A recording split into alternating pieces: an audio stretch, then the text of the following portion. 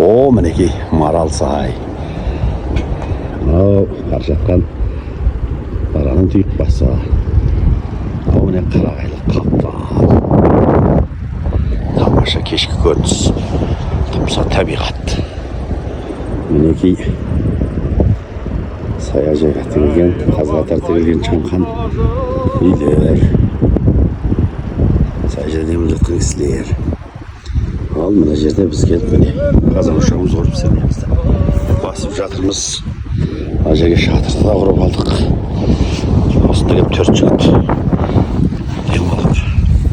Бүгінгі бір түнді табиғат аясында әңгімелесіп сырласып өткізбекшіміз. Міне аққайың саманада өскен мінекей мүкең міне шатырына келіп құрған 4 адамдық кең шатыр қандай тамаша. Міне жарық бөлмесінде лас шатыр астанадан іргедегі бөлмеде байдың ерке баласындай болып қандай тамаша. О, ғанибет өмір. Құрметті ағайындар, демалыс кездерінде ағайын достармен жаман бала деген табиғат аясында тауға барып тауда өскен қазақтың баласымыз тау сағынамыз. Иә, сол сағынышты басу үшін тыныш осы тауда таза табиғат аясында достармен әңгімелесіп асықпай жата жастарып түнеп өткізгенге не жетсін. Осылар не демалыспай бізге шетел асып қыдырып ақшаға шашып бекерге құртып жүргенше міне Алматының іргесінде тұрған не бір тамаша демалатын жерлер жетеді. Осылай демалыста өткізейік. Қандай ғанибет өмірі мынау. Не бар? Ешқандай шығында жоқ. Тегін қалатын алсақ осылай көріп аламыз. Қазан ошағымызда келіп біз тамағымызды өзіміз істеп әңгімелесіп жатып мынандай жерде түнеп ертеңінде күндіз болып анау тау жағына шығып айналып қыдырып бір әңгімелесіп сырласып қайтқан артық не демалыс бар. Бұл таудың өзі таңы да бөлек, күндізі де бөлек, кеші де түні де бөлек қой. Түнгі аспанда жұлдыздар жымыңдап жақын көрінеді. Тұнық аспанда қандай тамаша. Тып-тыныш. Етектен судың сылдырай аққан дауысын естисің. Қазір салқын қоңыр самал есіп тұр. Әуелі міне қалың шапан киініп алдық. Жайлау қойып, жайлау. Қазаққа жайлаудан артық жәннат бар ма? Енді осы Алматыдың шетінде жақын жерлер көп қой. Тау жастанған Алатаудың қойнауының бәрі осындай. Алмарасаның Шымбұлағың, Медеу шатқалың, Марал сайың, Аюлы сай, Табаған, Талғар жағындағы таулар. Бірінен бір өтеді, көк жайлау деген жерлері бар. Осы жаздың жақсы уақытын нағыз жайлаудың сәні кіретін, таудың сәні кіретін кезін көктемнің осы мынау соңғы мезгілінен бастап тұтас жазды. Күзге дейінгі аралықты бір қанша айды сүп демалыс кездер бірге отбасымен, достармен жақын өткізгеннен артық не бар? Қаланың даңғаза у-шуынан, беймаза күйкі-күйдің тірлігінен шаршағанда үстіп бір түнеп демалып қайтсаң, бәрін ұмытасың, бәрінен құлан таза құтыласың, қайтадан бір құштарлықпен кірісесің. Керемет емес пе? Адам табиғаттың бір бөлшегі. Әсіресе қазақ тау жайлаған, тау сағалап, өзен жағалап, шөптің шүйгенін, судың тұнығын ішіп дегендей өскен қазақпыз ғой. Біз малшының баласымыз, түйелі көшті көрдік.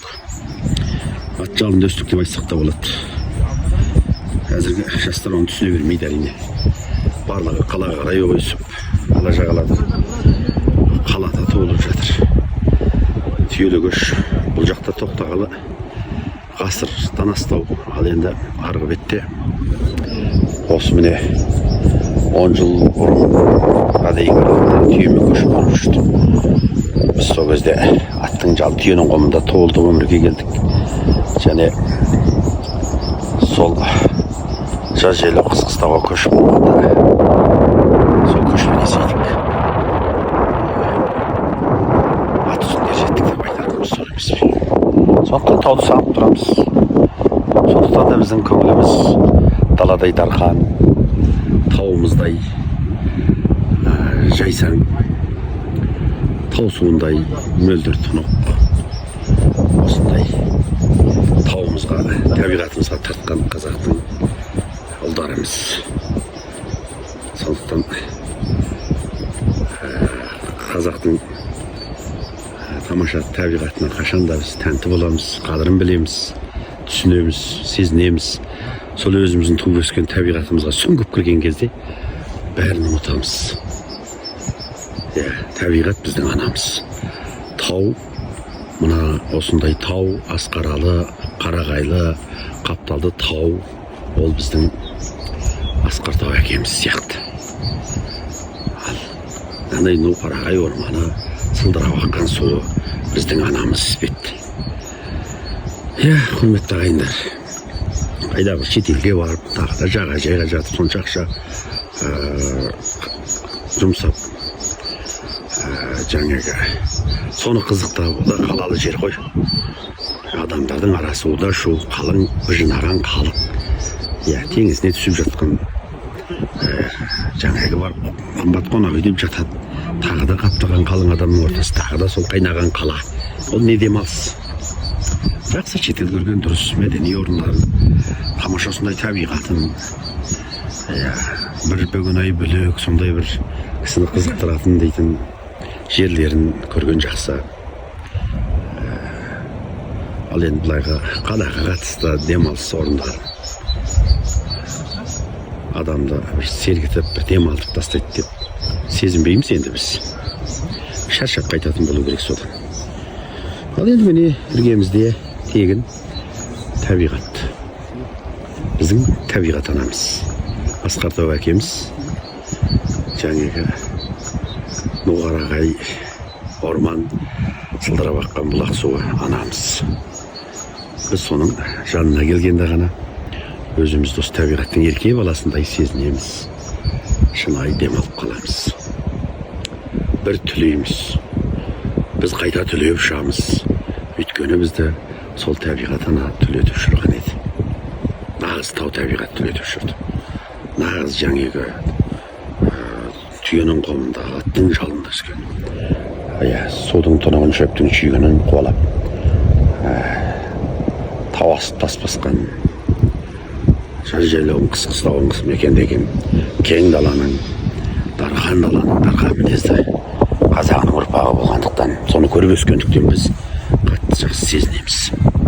Ал енді бұлайға қалада көзін ашқан бүгінгі жаңа дәуірдің ұрпақтары сезіне бермейді, бірақ оларды сезіндіру үшін отбасымен әкеліп осындай жерде шатыр тігіп жатып, өз қолымызбен тамақ істеп, ішіп табиғатты аялатып, осы табиғатты таныстырып, сол табиғатта жаңағы жаз жайлау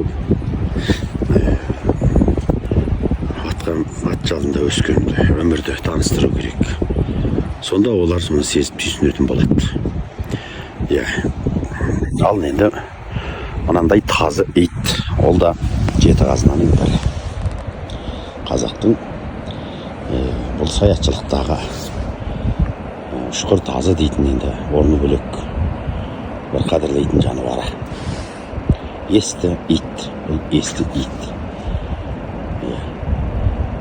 Сондықтан ана жеті қазына дегенде айтады ғой, енді білесіздер өздеріңіз. Жаңағы жүйрік ат, қыран бүркіт, үшқыр тазы, қанды ауыз қақпан, сұлу жар,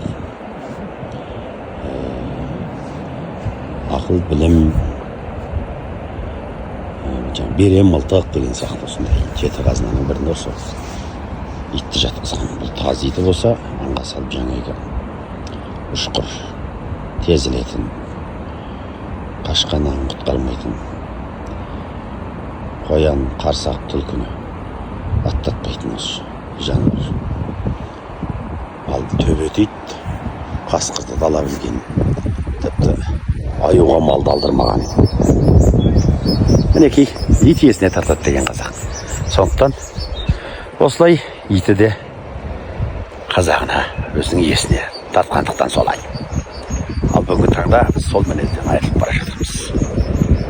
Қаланың өмірінде, даланың өмірін ұмыттық.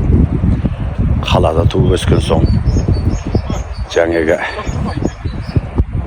күнделіктің бәрі есепке тұрған өмір, өзін ойлау, жеке тұлғалық даму деп мынау күнкөріс қамы, жетіспеушілік. Әркім енді өзін ойлаған материалистік көзқарас алға қозған қала тірлігі біздің дарқандығымыздан даладай, біздің таудай қайсарлығымыздан, жайсаңдығымыздан айырып қойды. Өкініштісі солай. Енді оны қайтарып келу қиын десе де, соны жұрнағын, соның сүрлеуін, соның жаңағы тарихи тамырын жалғап жүруге болады, ұрпақтарға сезіндіруге болады.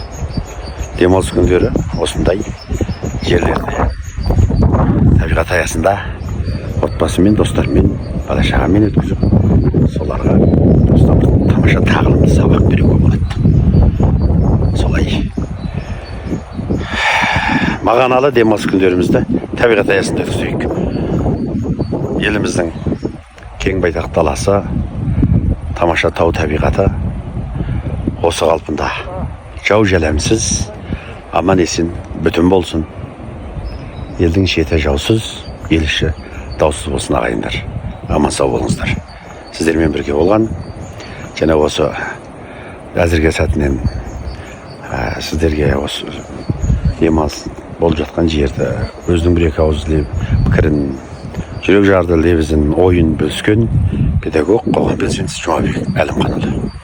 Сау саламат болыңыздар.